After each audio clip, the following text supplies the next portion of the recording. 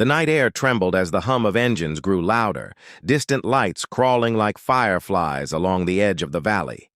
The colonel crouched low, his pulse steady, but his mind racing, every instinct warning him to move.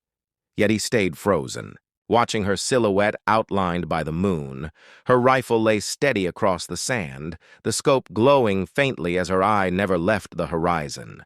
She whispered something too soft to catch the kind of words a soldier says when no one is meant to hear them, and the colonel realized this was not just a mission to her. It was a reckoning. The convoy descended into the ravine, headlights cutting through the dust, the lead vehicle armored and silent. The colonel recognized the pattern of movement, disciplined, professional. This was no ordinary patrol. It was extraction or elimination. Either way, the stakes were higher than he had thought. He looked at her again and saw the faint twitch in her jaw, the sign she had found her target. Her breath slowed her. Finger brushed the trigger just once, like a habit, not a choice. He moved closer, whispering her name, but she didn't answer, didn't even flinch, as if she was part of the desert itself. Her focus was absolute, the kind of stillness that came only from years behind the scope. He could almost see the reflection of the convoy in her eyes, and for a moment he understood that this was never about orders or medals. It was about one unfinished line in a story written long ago, a mistake she refused to leave behind. The first shot cracked through the night like lightning. The sound rolled across the valley, a thunder that echoed through stone and sand. The lead vehicle lurched to the side, a tire exploding, shards of metal spinning into the air. Soldiers poured out shouting, forming defensive lines, their flashlights sweeping the cliffs, searching for the unseen shooter. The colonel pressed himself flat against the ground, the smell of gunpowder sharp in the air. He turned toward her, but she was already reloading, calm, precise, her motions practiced and deadly. Then he saw it through the dust. One figure breaking from the convoy, darting toward cover, moving faster than the rest. It was him, the man she had believed dead all those years. "Hey, go!" The colonel's heart stopped as recognition washed over him. The way the man moved, the way he scanned the horizon, all of it matched the mission file, the impossible survivor. The colonel called out, but his voice was swallowed by the roar of engines and the rush of the wind. She didn't hear him, or maybe she did, and chose not to. Her scope followed the man as he ran, ducking behind a boulder, his shadow flickering with each muzzle flash. She adjusted her angle, her hands steady, but her breathing uneven, the rhythm faltering. For the first time, she whispered his name, the name she was never supposed to say again, and her finger hesitated above the trigger. The colonel saw her conflict play out in silence, the part of her that had lived as a soldier fighting the part that remembered being human. The man shouted something in return, his voice faint, carried by the wind, but the tone unmistakable. It was not anger, not fear. It was pleading. The colonel could not make out the words, but she could, and that was enough. She lowered the rifle slightly, not fully letting go, but just enough that the moment teetered between vengeance and forgiveness. The engines roared again, more vehicles closing in, the convoy tightening its formation. They were about to retaliate. The colonel reached out slowly, his voice low and measured. "You don't have to finish this," he said. But she didn't turn, her eyes still locked on the man below. "You don't know what I have to finish," she answered her, voice like stone cracking under pressure. And then another sound tore through the night, a sharp whistle followed by an explosion of dirt and fire near their position. The convoy had opened fire. Shrapnel tore through the rocks, sand exploding around them. The colonel dragged her down behind the ridge, his shoulder slamming against the stone, the air thick with smoke. She clutched the rifle close, her knuckles white from the force of her grip.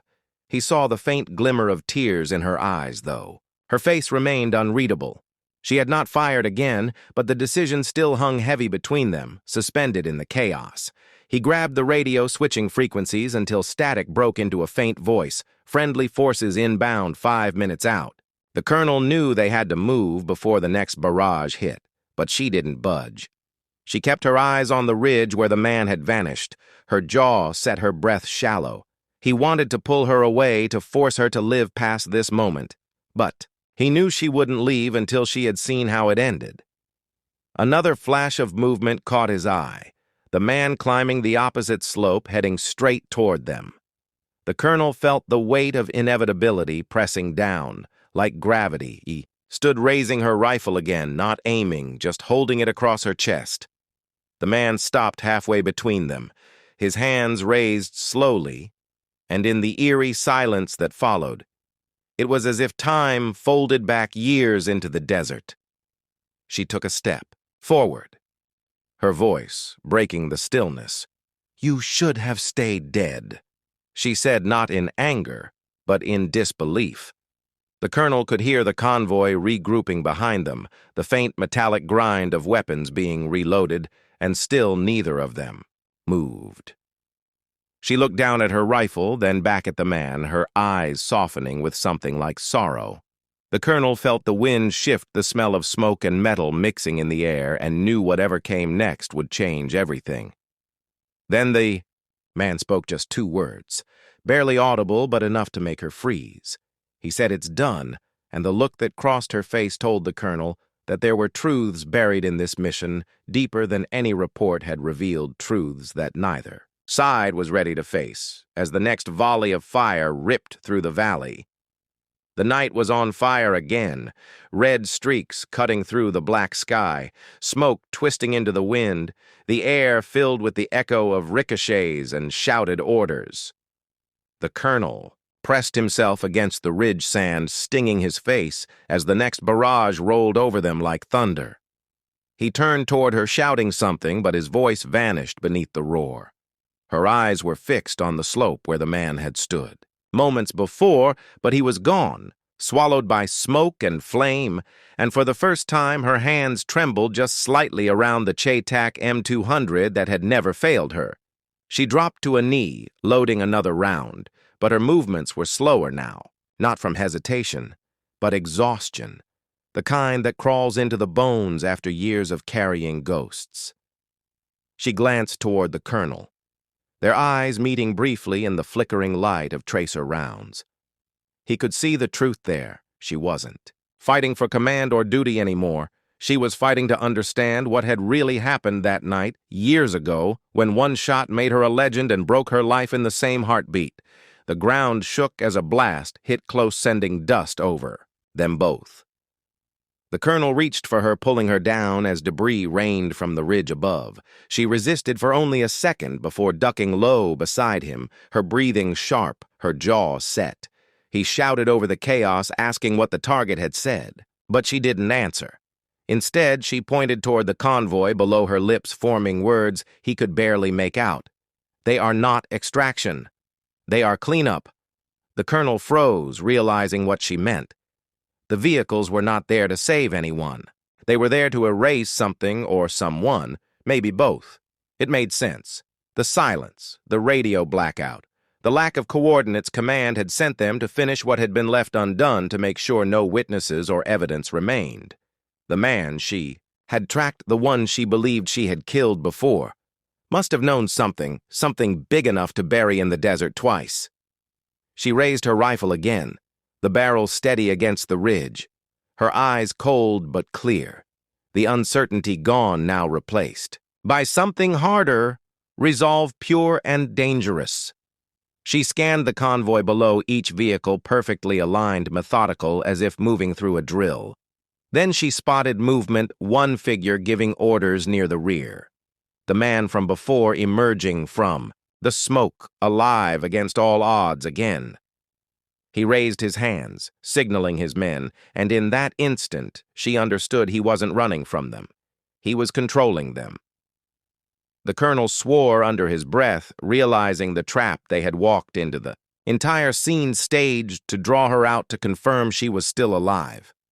He grabbed her arm, saying, "They need you off this grid now." But she shook him off, her voice low and calm. "I end this, or it never ends." Her scope found the man again as the moonlight caught the metal insignia on his chest. Not a mark of rank, but a seal, one that didn't belong to any branch she knew. She adjusted for distance, for wind, and for the lies that had carried them both here. Below, the convoy spread out, taking positions. Aiming toward the cliffs, they had found her nest. The first round from her rifle cracked through the silence again, a single deliberate shot that cut the night clean, the lead vehicle's gunner falling before he could return fire. The colonel moved. Beside her, calling in coordinates on the radio, now alive with static and broken commands, but no one answered. He realized they were too far out of range. They were on their own. Another explosion rocked the valley, the flash lighting her face as she reloaded, her hands fluid and practiced. The man below was shouting now, his voice rising through the chaos, calling her name, not her rank, not her code name, her real name, the one only he should have known. The colonel watched her expression shift, the faintest flicker of recognition or disbelief, but she didn't lower the rifle. The man stepped forward, unarmed, illuminated by the burning wreck behind him, his voice calm, almost resigned. He said, "You never missed, did you?" The colonel looked at her, knowing that. The colonel sat in his quarters long after the lights in the hangar had dimmed, the soft hum of the bass settling into the quiet rhythm of night. The report sat open on his desk, its pages yellowed at the edges, its classification still marked in. Red, he ran a finger down the lines that told her story in clipped phrases, the kind used when truth had to be hidden between words. There was no name, no coordinates, only a mission number and the confirmed range, 2850 meters. The deeper he read the height, more the unease grew, pressing like static at the back of his skull, because buried beneath those cold words was something alive, something that didn't fit the simplicity of success. He pored over the coordinates that had been redacted, cross-referencing old mission maps until a pattern began to form. The valley marked in the file wasn't a random target zone. It was a ghost region, one they'd used years ago for black operations, deniable even to higher command. The details matched too perfectly. To dismiss a commander, eliminated, a mission erased, and a sniper extracted under sealed orders. Yet the more he pieced together, the more it felt deliberate, as if someone had wanted the legend to remain half-remembered, buried, but never gone. He looked up from the file, his thoughts circling the quiet woman in the hangar and the realization that she was the last living proof of something they'd buried for a reason. Outside, the wind swept against the metal siding, a low whistle threading through the darkness. The colonel's radio crackled faintly before returning to static, and in that flicker he felt the same unease he'd known years ago in the field, that sixth sense soldiers never fully lost. He reached for the file again, but the page he needed most was gone, ripped cleanly from the binder. Someone else had been here. Someone who still cared enough to keep secrets locked. He leaned back the chair, creaking, his eyes narrowing, because this was no accident. And if she was still carrying that rifle openly, it meant something was moving again. The next morning came slow, the base waking with the sound of engines and orders shouted across the yard. The colonel moved through the hangar deliberately, his boots sharp against the concrete. But when he reached the bench where the Chaytak had rested, it was gone. The space was clean, wiped down, and empty as if it had never been there. He scanned the hangar quickly, recruits in drills, mechanics at work, but no sign of her. He felt the knot in his gut tighten the air, thick with the same silence that followed the end of missions gone wrong. It wasn't absence. It was preparation, and he knew she hadn't left quietly. She had left with purpose. Her quarters were bare, the bunks stripped, the locker open but untouched, as if she hadn't lived there at all. The only thing left behind was a small folded piece of paper resting on the desk. No signature, no insignia, just a single phrase written in black ink where they fell. I rise. He. Read it twice. The words heavy. The meaning unmistakable. She hadn't run, she was answering something, and whatever it was, had been waiting for her call. The colonel pocketed the note, his instincts already calculating the unspoken orders he'd have. To issue and the rules he'd have to break by midday, he was in the operations tower watching the radar sweep across the screen, the green arc cutting slowly through airspace. The officer on duty reported an unscheduled aircraft at low altitude, moving west, fast too small to be tagged as transport. The colonel didn't need confirmation the size and speed matched the Chaytax deployment carrier, a specialized recon bird used by snipers for deep field observation. He didn't announce. It to the others only turned and left the tower without a word. His mind racing with the same thought repeating she was back in the field. But whose orders was she following? He drove out to the perimeter where the desert stretched wide under a blinding sky, the wind cutting across the sand in thin, sharp waves. The hum of engines faded the air still and dry. He remembered the valley, the coordinates from the file, and realized she wasn't retracing her steps. She was closing a loop unfinished from years before. The shot had ended a mission, but not the war behind it, and now she was hunting the shadow that had survived its own death. He felt the old tension rise again, that instinctive awareness that legends only reappear when ghosts demand reckoning. By the time he reached command, his inbox was already flooded coded messages from higher divisions, each one vague but urgent. A name had resurfaced, a target marked as eliminated years ago, in the same valley she had once turned into a grave. The mission she had completed had been flawed, the kill uncertain, the confirmation falsified. He stared at the transmission data, cross-checking it with the classified report from his desk, and the conclusion hit him cold. Her shot had ended the wrong man, and the one meant to die had lived. The colonel closed the screen slowly, his reflection staring back at him in the glass, and in that silence he understood what she was doing. She wasn't defying orders. She was correcting them, and no clearance or chain of command would stop her. The 2850-meter mark wasn't just a distance, it was a burden, a point on the map where precision had failed and ghosts had lingered. She was going back to finish what had been left undone, and somewhere in that desert, her rifle would speak again, and the world would listen whether it wanted to or not. The colonel straightened slowly, his breath steady, the hum of the bass fading behind him as he turned toward the door. He knew he had to find her before others did, before the silence of her mission turned into another story buried in reports and erased from memory. He walked through the corridors, the weight of command pressing on his shoulders, his mind tracing the same path through the desert that she had already taken, knowing that somewhere beyond the horizon, the past was waiting to unfold again. The colonel moved through the heat of the desert, his boots sinking into the sand, each step heavier than the last, the horizon shimmering in, waves of gold and dust. He carried nothing but his field radio, his sidearm, and the torn piece of paper she had left behind where they fell. I rise. The words burned through his thoughts with each mile he covered beneath the endless sky.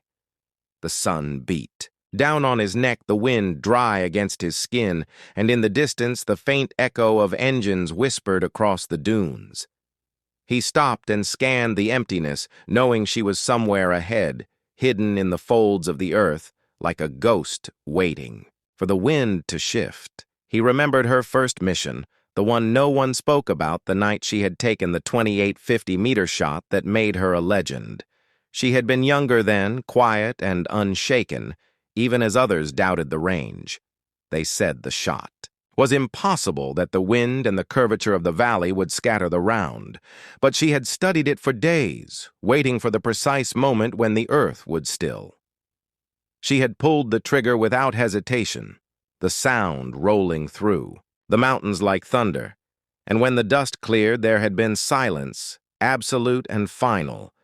Yet even in that silence, the colonel had seen something in her eyes. Not triumph, but a question. She never asked a truth she wasn't sure she wanted to know. Now, as he crossed the ridge, he felt the same question rising again. Was she chasing redemption or revenge? The trail she had left was faint tire tracks pressed into the sand, leading toward a ravine carved deep into the desert floor. The colonel, crouched near the edge, his eyes tracing the narrow pass below a place perfect for a sniper, perfect for one who preferred to wait unseen. He adjusted the binoculars, scanning the valley, and there it was, a small glint of metal, a reflection that vanished as quickly as it appeared. The Che-Tak M200, she was already set up in position. He called into the radio, his voice low, requesting a perimeter check. No response, only static. He tried again, the same silence filling the air. It wasn't malfunction, she was blocking the frequency, intentionally cutting off communication so no one could interfere. That confirmed what he already knew. She was operating alone without authorization, and whatever her objective was, it would end tonight. The colonel slid down the slope, the sand shifting beneath his boots, the sun falling behind the cliffs as shadows began to stretch long and thin across the ground. He found the remains of an old supply post, half buried in the sand, rusted metal, and shattered glass. Scattered among the rocks, the remnants of an old war forgotten by command, but not by those who had fought it. The wind carried the faint smell of oil and dust, and something else smoke, faint and deliberate. Someone had built a small fire not long ago. He knelt beside it, tracing the ashes warm to the touch, meaning she couldn't be far. He looked up, scanning the ridges again, his pulse steady, the silence pressing harder with every second. She was hunting something, and he was close enough now to be caught in it. As night fell, the desert transformed, the temperature dropping, the stars sharp and cold above him. The colonel moved carefully, his steps slow, his breathing shallow. He could almost feel her presence in the dark, that calm, still focus that only snipers possessed. Then a sound cut through the silence, a single metallic click, the soft, deliberate sound of a bolt sliding into place. He froze, his instincts screaming, but he didn't reach for his weapon. Instead, he looked up toward the ridge, knowing she was there, watching him through her scope, waiting for him to make the wrong move. He spoke quietly, not to the wind, but to her. I know what you are doing, and I know why, but this won't bring him back. The words drifted upward, carried by the still air for a moment. There was no response. And then a faint light flashed once near the ridge, a signal deliberate, measured 3 short pulses, 1 long, the old sniper code acknowledgement. She had heard him, and she was still listening. The colonel's boots echoed through the concrete corridor of the hangar, his steps measured, sharp and unyielding. The air smelled of gun oil and dust, the faint hum of generators vibrating through the steel walls. Rows of weapons lined the benches, each tagged and catalogued except for one resting alone under the flickering light, a Che-Tak M200. Intervention matte black, the scope glinting faintly from the single beam above it. He slowed only slightly, his eyes scanning the serial markings before, dismissing it as another piece of hardware, yet something about the angle, the balance, the placement felt wrong, as if the rifle itself was waiting for recognition. He continued walking toward the far end of the hangar where the new recruits waited, at attention, their uniforms crisp and untouched by mud or fear, but his gaze kept flicking back the Che-Tak, sitting in silence as though daring him to ask whose it was. He turned his head, finally curiosity pricking his rigid discipline. The rifle was too clean, too precise to be just another issued weapon, and the faint engraving along the barrel caught the weak light, almost calling him back. He stopped mid-stride, his heartbeat slowing in rhythm with the hum of the generators, his instincts whispering that whoever owned that weapon had written their story in blood and distance. At the far end of the room, a figure stood apart from the rest, a woman in desert fatigues, hair tied back, tight sleeves rolled just enough to reveal the edge of a unit patch, not standard issue. Her hands were clasped behind her back, her eyes fixed not on him, but on the weapon across the room, as if she could feel the weight of his curiosity. She didn't move, didn't speak, and yet the space between them seemed to hum like static. He recognized the posture. Calm, unshaken, that kind of composure was earned, not taught. He turned toward her steps, steady eyes narrowing as he approached the truth, forming but not yet spoken. The recruits shifted slightly, uncomfortable under the weight of silence. The colonel's gaze locked on the woman, her name barely visible on the faded tag across her chest. Major E. Rhine. He remembered the name vaguely from after-action reports, classified ones that rarely left. Command desks, reports that mentioned impossible distances, a kill confirmed at 2,850 meters under wind conditions no one should have taken a shot in. He stopped in front of her, her expression unreadable. Her eyes flicked once toward the Chaytak, then back to him. No salute, no words, just waiting. And that silence held a kind of authority he hadn't felt in years. The colonel's jaw tightened, his gaze darting briefly to the rifle, then back to her. He had seen thousands of soldiers, hundreds of snipers, but this one was different.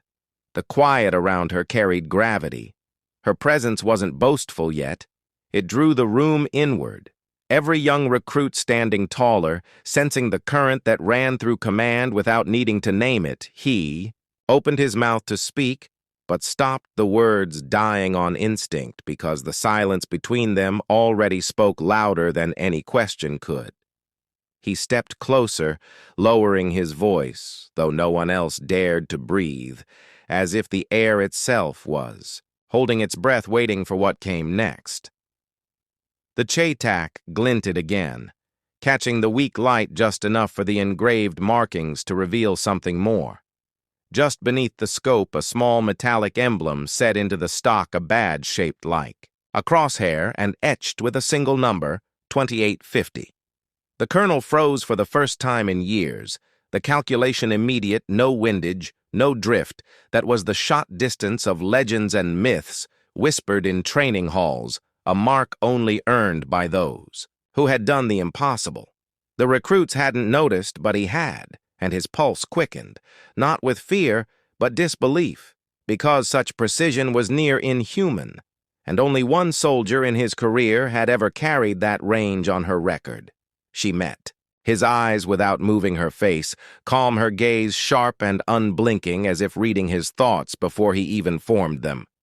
The hum of the hangar seemed to fade, the sound of the distant machinery dulling beneath the weight of realization he took. A step closer, his voice low-controlled, asking the question, though he already knew the answer. The woman didn't reply. Not immediately, only turned her head slightly toward the rifle, a silent acknowledgement like a confession without words. The colonel's heart pounded slow and heavy, each beat counting the years of command decisions and names long buried until now. She finally spoke, her voice steady, almost casual, saying only that the rifle wasn't regulation anymore, that it had seen its last shot, in a valley where wind didn't obey charts and targets didn't wait.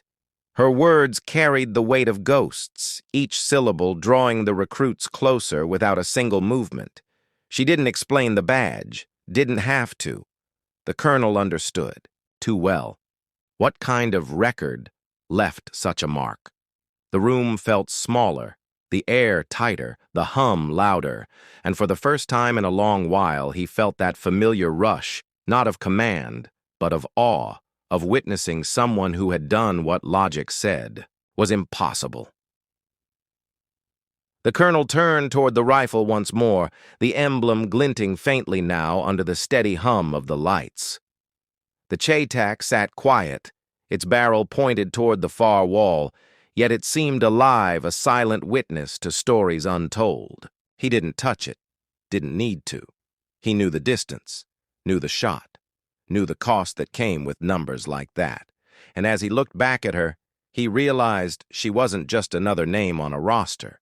She was a reminder of what it meant to be forged in the chaos of war and to come out carrying silence instead of pride. The recruits watched their commander, their expressions shifting between confusion and reverence, none of them understanding fully what they had just witnessed, but the colonel did. He straightened slowly, nodding once, not in approval, but in acknowledgement of something that couldn't be trained or ordered or replicated. Her gaze stayed level, her presence unshaken, and as he turned to leave, the sound of his boots faded once again across the hangar, leaving behind a silence that spoke louder than any words could, and behind him, beneath the flickering light, the Chaytak M200 weighted the badge, glinting faintly in the dim air, a single number carved in steel, carrying the echo of a shot that should never have been possible. The night had been windless but cold, the kind of stillness that carried unease through the valley. Her breath had fogged the scope with every exhale, and her fingers had grown stiff despite. The gloves, the Chaytak M200, rested on the rock before her, its bipod pressed into frozen dirt, and the world beyond her scope looked endless but silent. The distance was impossible, the target only a shimmer of heat in the dark, her spotter whispering, ranges that didn't make sense yet. She said nothing. The radio had gone dead minutes earlier, her ears catching only static and the faint thrum of helicopter blades somewhere too far to help. She had been alone when she took the shot. No backup? No. Second confirmation. Just wine charts written in dirt, and a gut feeling honed by years of breathing between heartbeats. The target was moving a convoy hidden by the curve of the valley, a commander that intel had said couldn't be reached by artillery. Her cheek pressed against the stock, her pulse syncing with the heartbeat of the weapon, her breath slowing until the world narrowed to a single line. The trigger broke like glass, a whisper more than a sound. The bullet cutting the air before thought could catch up. She didn't move, didn't blink, just listened for the echo that never came, only silence. The impact came long seconds later, a faint puff of dust on the far ridge barely visible through the shimmer of heat. She waited 1 second, then 2, until the bodyguards began to scatter too late to understand what had happened. She lowered the rifle slowly, her breathing shallow, her spotter whispering numbers that didn't seem real. The shot had traveled nearly 3 kilometers across. Broken terrain through thin mountain air, and yet it had hit exactly where she intended. She didn't celebrate, didn't smile, only sat there watching the dust drift in the still air, the magnitude of what she had done, settling like frost on her skin. The extraction took hours, the sun rising over the ridges casting pale gold across the valley. The helicopter came in low, kicking up sand, her rifle strapped to her back like a relic. Her commanding officer had said nothing, only looked at the data recorded from her Chaytak, and then back at her with eyes that held more question than praise. The report was filed, classified, the mission name, redacted even from most of the brass. She was told not to speak of it, not to mention the range, not to acknowledge the distance at all. The silence was her commendation, her record erased by design, yet etched in her bones. Weeks later, the nightmares started, the valley replaying itself in fragments, the silence after the shot louder than the rifle itself. She would wake drenched in sweat, heart pounding as if still on that ridge, hearing the wind that hadn't blown the night she broke the impossible distance. Each morning, she'd clean the rifle methodically, disassemble, polish, reassemble, until her hands stopped shaking. Her unit was redeployed, but she was pulled from rotation under the guise of reassignment. Though everyone knew the truth, no one wanted the sniper who'd hit a ghost shot on their team. The burden of perfection carried its own isolation. The colonel had seen her file years later, one among dozens, but that number, 2850, had lingered in his mind as an anomaly, a legend whispered in quiet corners of training halls. It was said the sniper who took that shot retired soon. After disappearing into routine assignments far below her caliber and now standing before him, she fit the silhouette of myth turned flesh. Her calm, the silence, the lack of pride, all of it aligned with the kind of soldier who'd seen too much and spoken too little.